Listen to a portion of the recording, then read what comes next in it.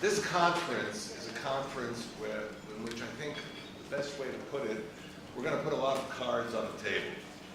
But when we put cards on the table, we're doing so with a very specific point of departure. We need to restore the confidence and cooperation between the EU and Israel, which unfortunately we have a problem with.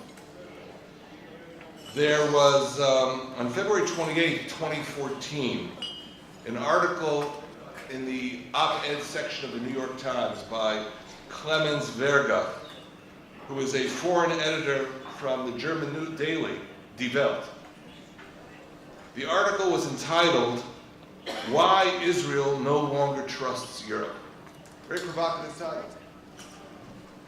But I'm not going into the content of the article. You can, after the conference, Google it and read it yourselves. But there's a problem here in the relationship. And I think, Michael, the term you used, paradoxical, is the real truth of the relationship. Now, on the one hand, what we have is a continuing improvement, if you look at the nuts and bolts of the relationship, in terms of our cooperation.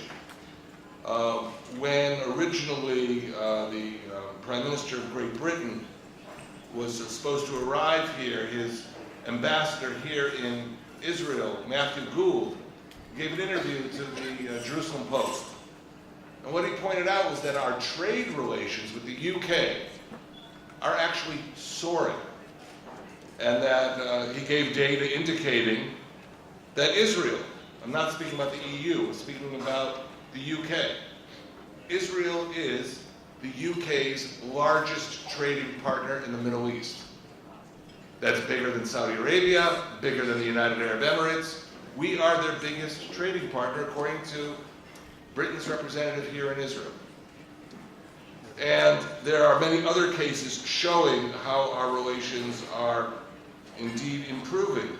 The Horizon program, which you mentioned, Michael, is defined by the EU as the biggest EU research and innovation program. And it's interesting, it is stated on the Horizon 2020 website that it's aimed at securing Europe's global competitiveness. Now, of course, the only non-European country to have been invited into this R&D program is Israel. That's a great compliment. That's a great indicator of promise in the relationship. But from here we move into the paradox. Because, as everyone who follows this subject knows, back on July 19th, 2013, the European Commission unveiled the guidelines for cooperation.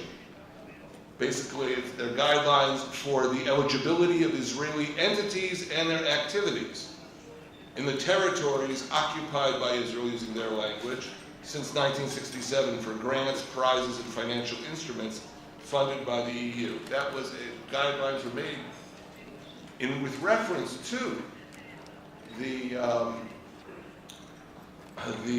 original Horizon program. Now here's the paradox. While we're the only ones invited into this program, which is not just critical for Israel, but critical for the competitiveness of European economies in the future, we find that there are these limitations on the applicability of this program. So what most good Israeli lawyers will do, and we have one at the Jerusalem Center who unfortunately couldn't be here today, Alan Baker, the former legal advisor of the Israeli Foreign Ministry, and others who have written on this subject, what they point out is, well, wait a minute. The guidelines are there to ensure, as the guidelines document says, respect for EU positions in conformity with international law and the non-recognition of the EU of Israel's sovereignty in the territories.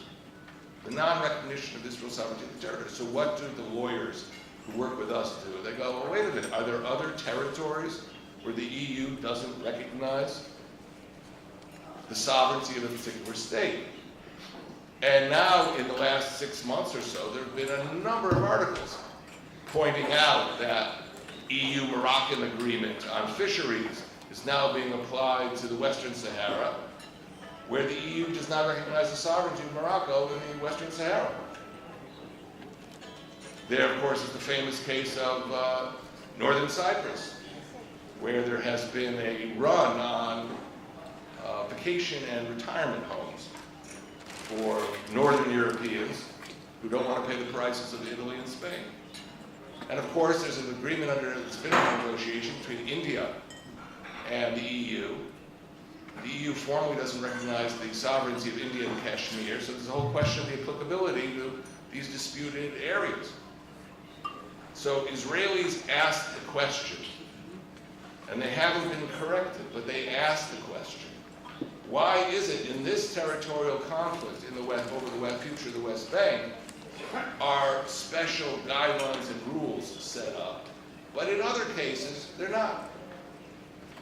And that leads some to question, well, where is Europe coming? Why is there a double standard here? Is this indicative of something far more ominous than whether the Horizon program works out with Israel or not? Now, there will be all kinds of theories put forward why we're in this situation. I think we have the grounds, the basis for establishing a close relationship between Israel and EU member states, but also with the EU itself. But in order to build the trust that even the foreign editor of Develop thinks is necessary, we have to have that line of communication. We have to go beyond just the headlines, and that's why we have this conference, because if you look at each dimension of our relationship, the economic, the strategic military, which is now undergoing a certain degree of convergence as the problems facing Europe get closer to the problems facing Israel, and the other elements of our relationship, as we work with those elements and identify them, I believe we can get to what is the aim of this conference, to reestablish the relationship, to establish a new paradigm. So, what do I want to say? Put on your seatbelts. This is going to be going through a lot of difficult issues, but if we don't discuss them, if we don't relate to them, if we just sweep them under the rug, then we can never establish what is our real potential. And the real potential is a close friendship between Israel and the EU. Thank you.